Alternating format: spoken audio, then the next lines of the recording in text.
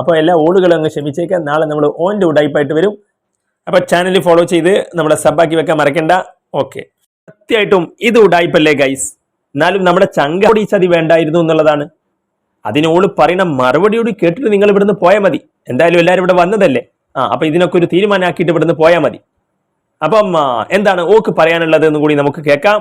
അപ്പം ചങ്കകളെ, നമ്മൾ മലപ്പുറം കോഴിക്കോട് മലബാർ ഏരിയയിലൂടെയാണ് യാത്ര ചെയ്തുകൊണ്ടിരിക്കുന്നത്. അപ്പൊ അതുകൊണ്ട് തന്നെ ഇനിയുള്ള സംസാരമൊക്കെ ആ ഒരു മലബാർ ശൈലിയിലായിരിക്കും. എന്നാലും ഓനോട് ഈ ചതി ചെയ്യേണ്ടിയില്ലായിരുന്നു. നമ്മുടെ ചങ്ക ഹൈഡ്രജൻ ഇവിടെ കട്ടൊക്കെ കൂടെ നിന്നിട്ടാണ് ഓക്ക് ആ മൊഞ്ചുള്ള പേര് കണ്ട, മൊഞ്ചത്തി ഫീനോൾ എന്നൊക്കെ ഉള്ള ആ പേരൊക്കെ കിട്ടിയത്. അങ്ങനെ പേര് കിട്ടാൻ വേണ്ടിയിട്ട് മാത്രം ഓള് നമ്മുടെ ഹൈഡ്രജനെ കൂടെ നിർത്തി. അങ്ങനെ ഓള് കണ്ട സോഡിയത്തിനെ കണ്ടപ്പം, മഗ്നീഷ്യത്തിനെ കണ്ടപ്പം, അലൂമിനിയത്തിനൊക്കെ കണ്ടപ്പം ഓള് സോഡിയത്തിനെ ഫ്രണ്ടാക്കി, മഗ്നീഷ്യത്തിനെ ഫ്രണ്ടാക്കി, അലൂമിനിയത്തിനെ ഫ്രണ്ടാക്കിയിട്ട് നമ്മുടെ ഹൈഡ്രജൻ അങ്ങ് നൈസാക്കിയിട്ട് അങ്ങ് കളഞ്ഞു. അപ്പൊ ചങ്കളെ, ഇത് ഉടായിപ്പല്ലേ? ഇത് നമ്മൾ സമ്മതിച്ചു കൊടുക്കാൻ പാടുണ്ടോ? നമ്മുടെ ഹൈഡ്രജൻ, നമ്മുടെ ചങ്കിന് നീതി വേണ്ടേ? അപ്പം ജസ്റ്റിസ് ഫോർ ഹൈഡ്രജൻ എന്ന് പറഞ്ഞിട്ട് നമുക്ക് എന്ത് ചെയ്യണം? കമന്റ് ബോക്സിലൊക്കെ ഹാഷ്ടാഗ് ഇട്ട് അങ്ങ് നിങ്ങൾ നിറക്കൂ.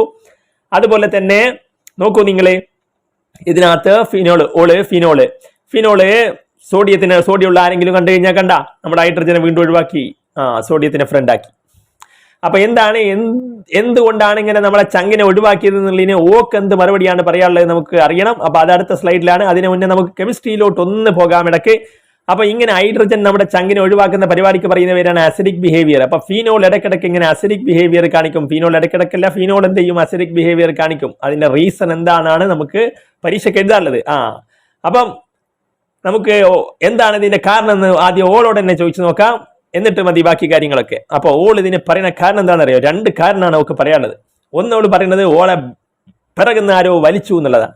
നോക്കൂ നിങ്ങൾ, പിറകുന്ന ആരോ വലിച്ചു എന്ന് വിചാരിച്ചിട്ട് നമ്മളെ ചങ്കിനെ അങ്ങനെ ഒഴിവാക്കാൻ പറ്റുമോ?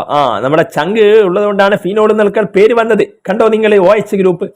അപ്പം ഈ OH ഗ്രൂപ്പ് ഇവിടെ ഇങ്ങോട്ടേക്കാണ് വലി വന്നത്. ഇലക്ട്രോൺ വിഡ്രോയിങ്, അതായത് ബെൻസീൻ റിങ്ങിന് ഒരു -I എഫക്റ്റ് ഉണ്ട്, ഒരു വലിക്കുന്ന ഒരു എഫക്റ്റ് ഉണ്ട്. കാരണം ഇവിടുത്തെ കാർബൺ sp2 കാർബണാണ്. അപ്പൊ അതുകൊണ്ട് തന്നെ ഇങ്ങോട്ടേക്ക് ഒരു വലി വന്നു എന്നാണ് അവള് പറയുന്നത്. അപ്പൊ വലി വന്നപ്പോൾ ഓക്സിജന്റെ ഇലക്ട്രോണുകളൊക്കെ അങ്ങോട്ട് പോയപ്പോൾ ഇവിടെ ഓക്സിജൻ ഒരു പോസിറ്റീവ് ചാർജ് വന്നു. അപ്പൊ ഓക്സിജൻ വെറുതെ നിൽക്കുവോ? ഓക്സിജൻ എന്ത് ചെയ്തെന്നറിയോ?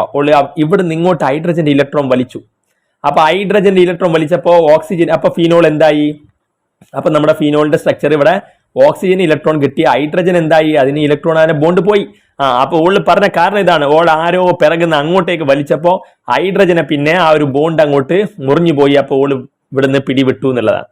അപ്പം ഇതാണ് ഇതിനകത്ത് റീസൺ. എന്നാലും നമ്മുടെ ചങ്കിനെ ഒഴിവാക്കിയിട്ട് അങ്ങനെ ആരെങ്കിലും വലിച്ചു എന്ന് വിചാരിച്ചിട്ട് പോകാൻ പാടില്ലായിരുന്നു എന്നുള്ളതാണ്. അപ്പം നിങ്ങൾ എന്തായാലും ഇതിനകത്ത് എന്താണ് നിങ്ങളുടെ ഇതിനകത്ത് നീതി എന്ന് നിങ്ങൾ പറയാ.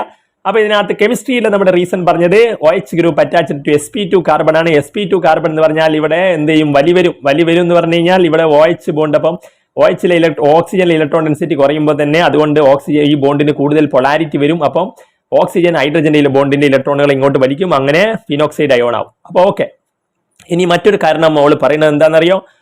നമ്മുടെ ചങ്ക് ഹൈഡ്രജൻ ഉണ്ടാവുമ്പോഴേ ഓക്ക് ഡാൻസ് ചെയ്യാൻ എത്രത്തോളം അങ്ങ് സ്റ്റെബിലിറ്റി കിട്ടുന്നില്ല എന്ന്. ഡാൻസിന്റെ സ്റ്റെപ്പ് ഒന്നും അങ്ങോട്ട് ശരിയാവണില്ല.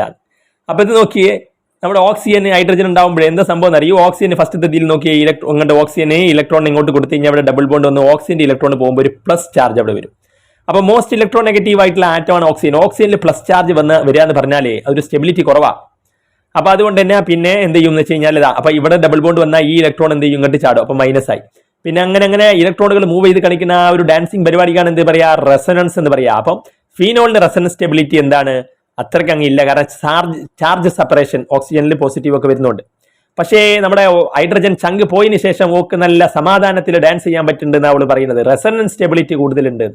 അപ്പൊ നിങ്ങൾ കാരണം എഴുതുക, resonance phenoxide ion is more resonance stabiliser. അപ്പം ഹൈഡ്രജൻ പോയി കഴിഞ്ഞാൽ പിന്നെ ഫീനോക്സൈഡ് അയോൺ ആണ്, ഫിനോൾ അല്ല. അപ്പം phenoxide ion is more resonance stabiliser. അപ്പൊ ചങ്കിലെ പരീക്ഷ പേപ്പറിലുണ്ടല്ലോ ഓളോനെ വലിച്ചു എന്നൊക്കെ എഴുതി, അല്ലെങ്കിൽ ഓക്കെ ഡാൻസ് ചെയ്യാൻ സമാധാനമായിട്ട് ഡാൻസ് ചെയ്യാന്നൊക്കെ എഴുതിയാണ്ടല്ലോ, മാർക്ക് 0. അപ്പൊ അതിനകത്ത് നമ്മൾ എഴുതേണ്ട കാര്യങ്ങൾ എന്താണെന്ന് നമുക്ക് പറയാം. അപ്പൊ എന്തായാലും ഓക്കെ ഡാൻസ് ചെയ്യാൻ സമാധാനം ഉണ്ടെന്ന് പറഞ്ഞില്ല. അപ്പൊ ഇതാണ് ആ റെസൊനൻസ് സ്ട്രക്ചേഴ്സ്. അപ്പം ഇലക്ട്രോണുകൾ ഇങ്ങനെ മൂവ് ചെയ്ത് കളിക്കുന്നുണ്ടല്ലേ. അപ്പൊ ഓക്സിജന്റെ നെഗറ്റീവ് ചാർജ് വരും. പക്ഷേ ആ നെഗറ്റീവ് ചാർജിന് ഇങ്ങോട്ട് ഡിസ്പ്ലേസ് ചെയ്ത് കഴിഞ്ഞാൽ ഓക്സിജന്റെ ചാർജ് പിന്നെ അവിടെ ഓക്സിജൻ ചാർജ് ഇല്ല. അപ്പൊ അതുകൊണ്ട് തന്നെ എന്താണ് കുറച്ചുകൂടി സ്റ്റേബിൾ ആയിട്ട് resonance more stabiliser by resonance എന്നുള്ളതാണ് ഫിനോക്സൈഡ് അയോൺ. അപ്പം ഇതൊക്കെയാണ് നിങ്ങൾ ഇതിനകത്ത് നമ്മൾ പറഞ്ഞ കാര്യങ്ങൾ. OH ഗ്രൂപ്പ് എന്താണ്, ഇലക്ട്രോൺ നെഗറ്റീവ് ആയിട്ടുള്ള ഹൈഡ്രജൻ കാർബണിലോട്ടാണ് അറ്റാച്ച് ചെയ്തിരിക്കുന്നത് എന്നുള്ളതും, അതുകൊണ്ട് തന്നെ ഇലക്ട്രോൺ ഡെൻസിറ്റി അത് വിഡ്രോയിങ് ഗ്രൂപ്പാണ്, -I എഫക്റ്റ് ആണ്, ഇലക്ട്രോൺ ഡെൻസിറ്റി ഓക്സിജനിൽ കുറയുമെന്നും, അപ്പോൾ പൊളാരിറ്റി ഓഫ് OH ബോണ്ട് കൂടുമെന്നും, അപ്പോൾ ionisation of phenol phenoxide ion ഉണ്ടാവുമെന്നൊക്കെ നമ്മൾ നേരത്തെ പറഞ്ഞു. അതുപോലെ തന്നെ ഫിനോക്സൈഡ് അയോൺ എന്താണ്, റെസനൻസ് സ്റ്റെബിലൈസർ ആണ് ഫീനോളിനേക്കാളും. കാരണം ഫീനോളിൽ ചാർജ് സെപ്പറേഷൻ ഉണ്ട് റെസനൻസിൽ, അതുകൊണ്ട് തന്നെ അത്രയ്ക്ക് സ്റ്റേബിൾ അല്ല. ഫീനോക്സൈഡ് അയോൺ ആണ് കൂടുതൽ അടിപൊളിയായിട്ട് റെസനൻസ് സ്റ്റെബിലൈസർ എന്നുള്ളതാണ്. അപ്പോൾ ചങ്കുകളെ ഇതുപോലുള്ള വീഡിയോകൾക്കൊക്കെ വേണ്ടിയിട്ട് നമ്മളെ കമന്റ് ചെയ്ത് സപ്പോർട്ട് ചെയ്യുക, മാക്സിമം ഷെയർ ചെയ്യുക. അപ്പോൾ ഒരുപാട് അടിപൊളിയായിട്ട് പഠിക്കുന്ന വീഡിയോകളൊക്കെ ആയിട്ട് നമ്മൾ വരും. അപ്പം ദാറ്റ്സ് ഓൾ. Thanks for